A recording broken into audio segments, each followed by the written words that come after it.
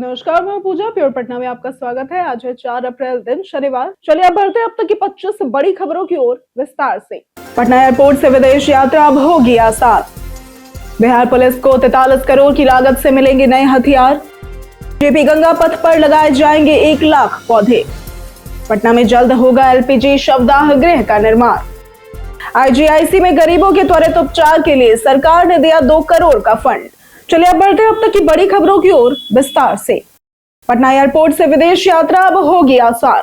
बिहार सरकार ने पटना और गयाजी हवाई अड्डों से सीधे अंतर्राष्ट्रीय उड़ानें शुरू करने की दिशा में कदम बढ़ाया है, जिससे यात्रियों को अब दिल्ली या कोलकाता नहीं जाना पड़ेगा। पटना से काठमांडू और गयाजी से शारजाह, बैंकॉक, कोलंबो व सिंगापुर के लिए उड़ानें प्रस्तावित है। इससे पर्यटन, व्यापार और प्रवासी मजदूरों को बड़ा लाभ मिलेगा। सरकार एयरलाइंस को 36.5 करोड़ रुपए तक की वायबिलिटी गैप फंडिंग देगी, जिससे शुरुआती घाटा कम होगा। सप्ताह में 2 से 7 दिन उड़ानें चलेंगी, जिससे राज्य की कनेक्टिविटी और आर्थिक विकास को बढ़ावा मिलेगा। खान सर के सेशन में उमड़ी हजारों युवाओं की भीड़। राजधानी पटना के ज्ञान भवन में मशहूर शिक्षक खान सर के विशेष मार्गदर्शन सत्र में हजारों छात्र जुटे। ये कार्यक्रम राजनीतिक नहीं बल्कि यूपीएससी, बीपीएससी, रेलवे और दारोगा जैसी प्रतियोगी परीक्षाओं की तैयारी कर रहे युवाओं के उत्साह और सपनों को साकार करने की दिशा में था। छात्रों ने बताया कि ऐसे सत्र उन्हें नई ऊर्जा, सही दिशा और लगातार मेहनत करने की प्रेरणा देते हैं। खासकर असफलताओं से घबराए बिना आगे बढ़ने का संदेश उन्हें बहुत प्रेरित करता है।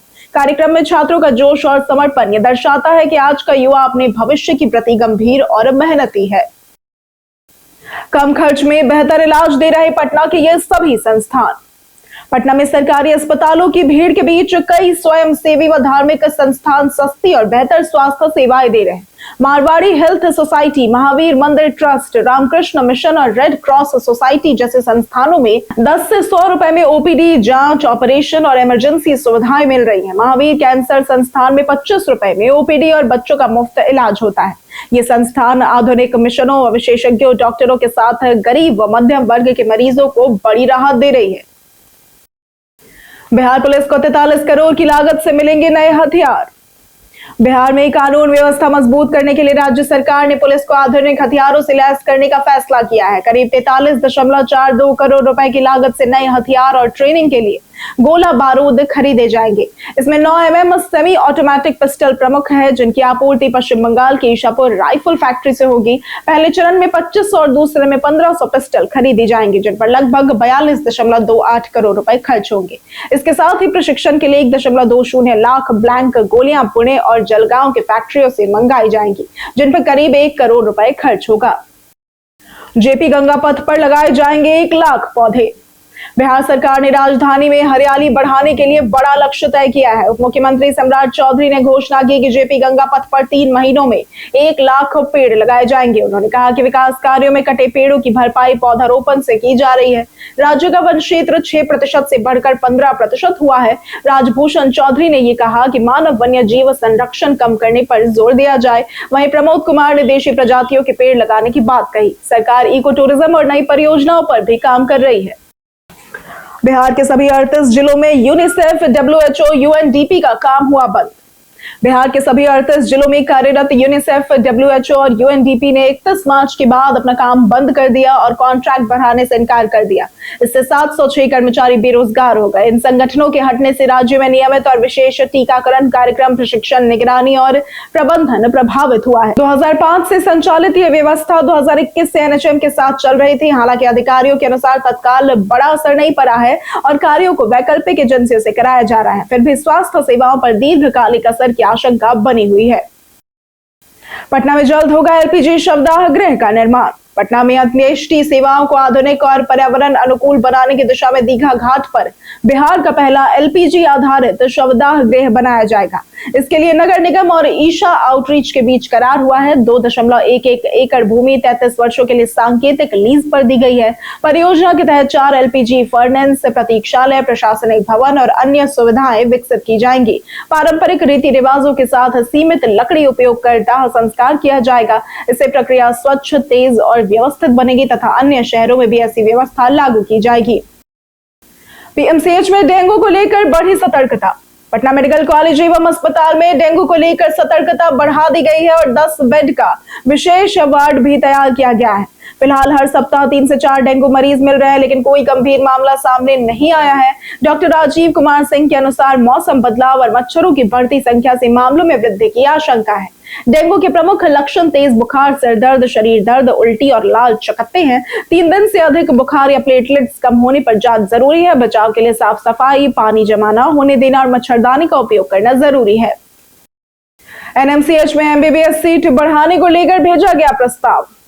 नालंदा मेडिकल कॉलेज अस्पताल ने एमबीबीएस सीट 150 से बढ़ाकर 200 और 5 विषयों में पीजी की 20 अतिरिक्त सीटें बढ़ाने का प्रस्ताव राष्ट्रीय चिकित्सा आयोग को भेजा है, लेकिन कॉलेज में लेक्चर हॉल और प्रयोगशालाओं की कमी बड़ी चुनौती है। वर्तमान में केवल 4 लेक्चर हॉल है, जिनमें सीमित क्षमता है, जिससे छात्रों को खड़ी होकर पढ़ना पड़ता है।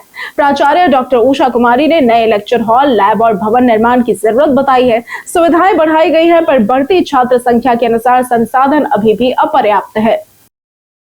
पटना में फिल्मी स्टाइल में लूट की वारदात को दिया गया अंजाम। पटना के खगौल ओवरब्रिज के पास दिन दहाड़े बोलेरो सवार बदमाशों ने खुद को कस्टम अधिकारी बताकर महेश नामक व्यक्ति से सोने से भरा बैग लूट लिया। घटना दोपहर करीब 1 बजे की है। महेश राजकोट से सोना लेकर पटना आ रहा था और दानापुर स्टेशन से ऑटो से निकला था। रास्ते में बदमाशों ने ऑटो रुकवाकर जांच के नाम पर बैग छीन लिया और फरार हो गए। सूचना मिलते ही पुलिस सक्रिय हुई और लावारिस से बोलेरो कार बरामद की गई। फिलहाल पुलिस सीसीटीवी फुटेज खंगालकर बदमाशों की पहचान में जुटी हुई है। आईजीआईसी में गरीबों के त्वरित उपचार के लिए सरकार ने दिया 2 करोड़ का फंड।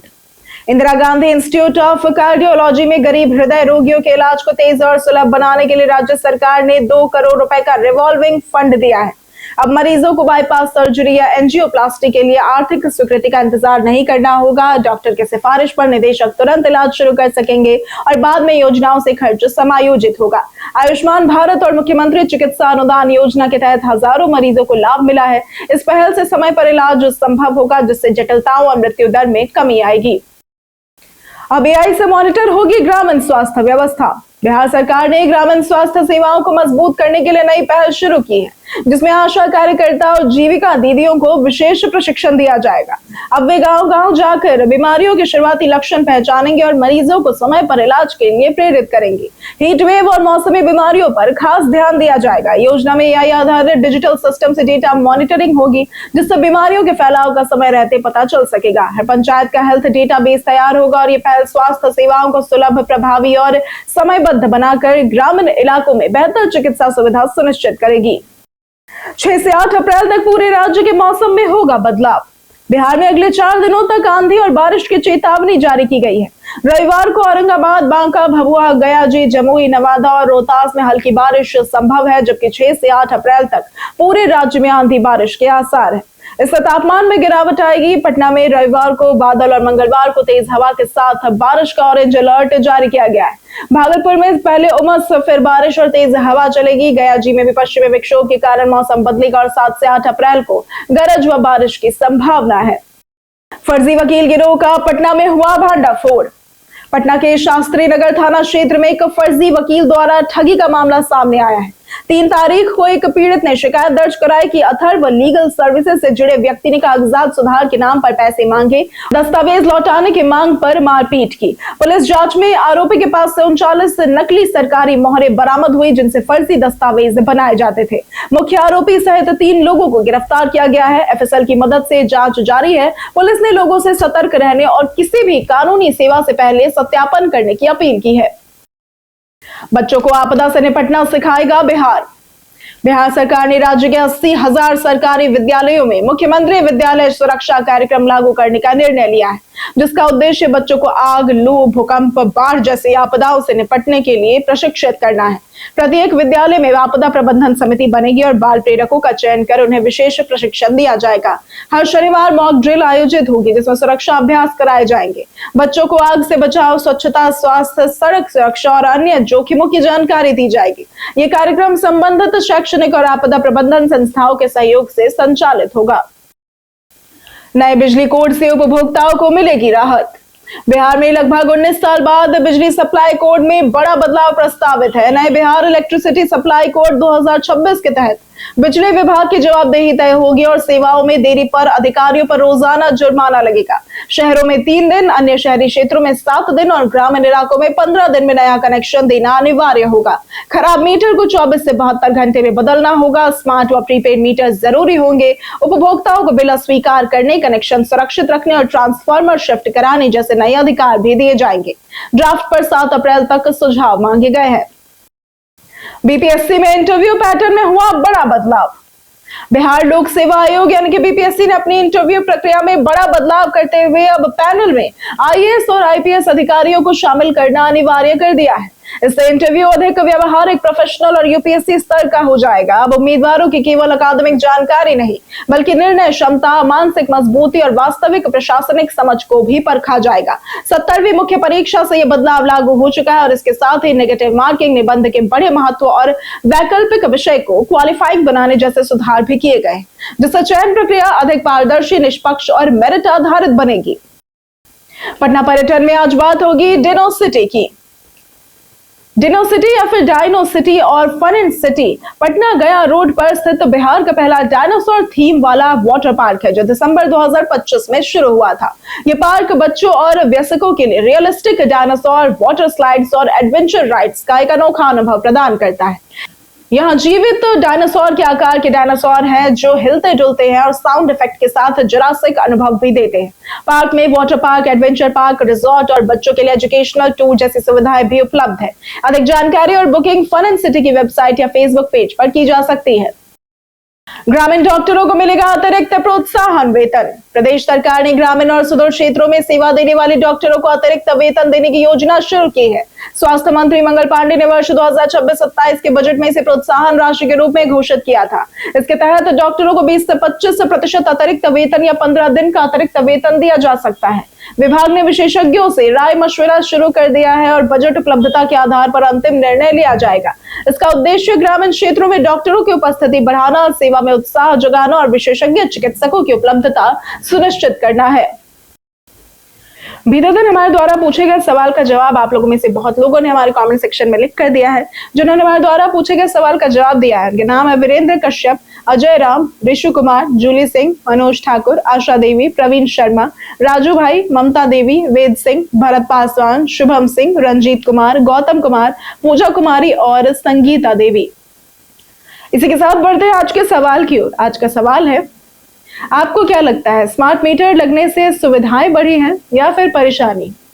आप अपना जवाब हमें हमारे कमेंट सेक्शन में लिखकर जरूर बताएं। आज के लिए सिर्फ इतना ही। बिहार की तमाम खबरों के साथ बने रहने के लिए देखते रहें प्योर पटना और साथ ही अगर आप यूट्यूब चैनल पर देख रहे हैं तो चैनल को सब्सक्राइब करें और अगर आप फेसबुक पेज पर देख रहे हैं तो लाइक और फॉलो जरूर करें।